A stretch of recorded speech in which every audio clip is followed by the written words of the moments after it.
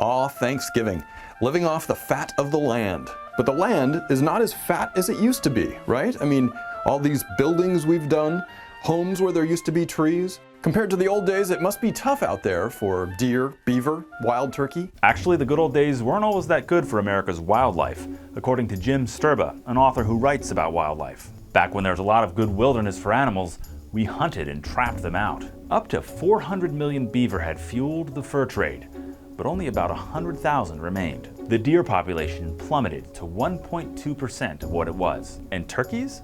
Just 0.3% of the original population was left alive. The call of the wild had become pretty quiet. But just before it was too late for these species, Americans decided to act.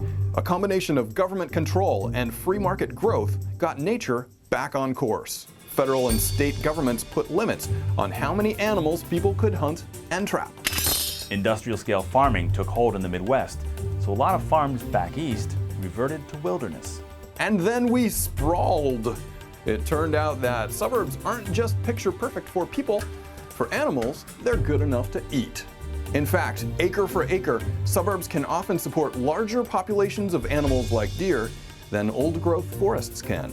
That's because open lawns and gardens have lots of small young plants to eat, compared to a forest of tall old trees. And since hunting is illegal in most suburbs, the wildlife has gone wild. So today there are up to 12 million beaver building dams.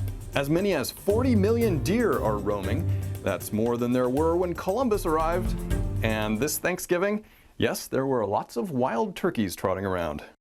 But this free lunch for them is costing us.